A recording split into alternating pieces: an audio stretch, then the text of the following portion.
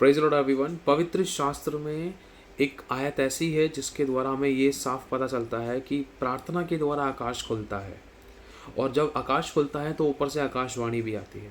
लूका की पुस्तक 3 अध्याय उसकी 21 आयत में हम पढ़ते, जब लिखा है, जब सब लोगों ने बपतिस्मा लिया और यीशु ने भी बपतिस्मा लेकर प्रार्थना कर रहा था। जब यीशु ने भी बपतिस्मा लिया, बपतिस्मा लेने के बाद लिखा बपतिस्मा लेकर प्रार्थना कर रहा था, तो मेन पॉइंट समझना, तो आकाश खुल गया और पवित्र आत्मा शारीरिक रूप में कबूतर के समान उस पर उतरा और यह आकाशवाणी हुई, तू मेरा प्रिय पुत्र है, तुझसे मैं प्रसन्न हूँ। समझ पा रहे हो? प्रेयर के द्वारा आकाश खुला। आज हमें बपतिस्मा लेने से पहले भी, लेने के बाद भी हमें प्रेयर्स में आना ज़रूरी है ताकि हमारे ऊपर आकाश खोला रहे।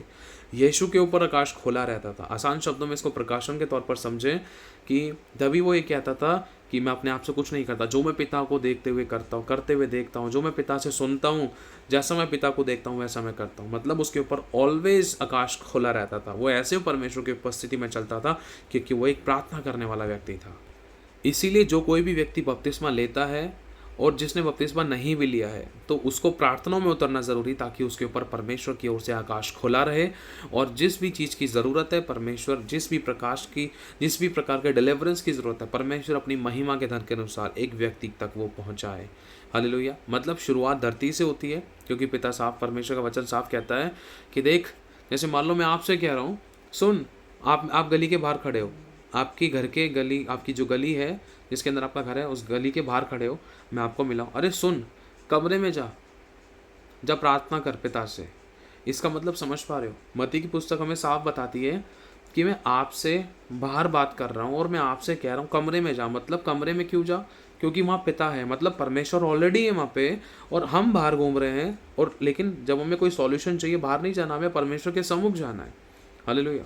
ये इंपॉर्टेंट चीज़ है। इसलिए प्रभु का वचन कहता है, अपने पिता से जो तुझे गुप्त में देखता है, कोठरी बंद कर, द्वार बंद कर। द्वार कहाँ से? अंदर से बंद करना है।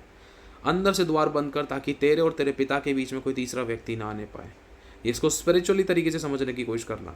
कोई भी डिस्ट्रैक्शन आपको डिस्ट्रैक्ट ना करने पाए, कोई भी ऐसी बात, ऐसे विचार, ऐसे व्यवहार, ऐसा चरित्र, ऐसा स्वभाव, ऐसी बातें आपको डिस्ट्रैक्ट ना करने पाए। जब आप परमेश्वर की उपस्थिति में बैठते हो, आपको परमेश्वर के सम्मुख जाना है, क्योंकि परमेश्वर ऑलरेडी वेटिंग, वो खुदा ऑलरेडी वेट कर रहा है। क्योंकि लिखा है, आप तेरे पिता से जो तुझे गुप्त में देखता है तुझे प्रतिफल देगा, तो उससे प्रार्थना कर। मतलब पिता ऑलरेडी कोठरी के अंदर है और हम गली में घूम रहे हैं और हम बोलते खुदा मुझसे बात क्यों नहीं कर रहा। आप सोच कर देखो, यीशु मसीह ने बपतिस्मा लिया, वो प्रार्थना में आया और आकाश उसके ऊपर खुला। वो प्रार्थना की, उसने आकाश खोला। प्रार्थना के बाद आपके लिए रिजल्ट आते हैं, रिजल्ट्स ओपन होते हैं, डिलीवरेंस ओपन होते हैं, डिलीवरेंस आपकी ज़िंदगी में इम्पार्ट होते हैं परमेश्वर की तरफ से। कब? जब आप प्रेयर करते हो। God bless you so much. खुदा सभी को आशीष दे। कई बार हम लोग धोखा खाने के बाद, नुकसान उठाने के बाद, या फिर मतलब कुछ खोने के बाद, या सारे दरवाजे बंद हो जाते, तब हम खुदा के पास आते हैं। जब तक बाहर से थपेड़ नहीं पड़ते थे, तब तक अपनी गली में दौड़ भागकर अपने कमरे के अंदर घुसकर दरवाज़ा बंद करके घुटनों के बल आके आंसू से प्रार्थना नहीं करते, जब तक कुछ तकलीफ नहीं होती थी। लेकिन प्रभु चाहता है, first put God first, you will never be last. आप खुदावन को पहले नंबर पे रखो, वो कभी आप लास्ट नहीं होगे। गॉड ब्लेस यू, क्योंकि आपका सॉल्यूशन सिर्फ खुदा है।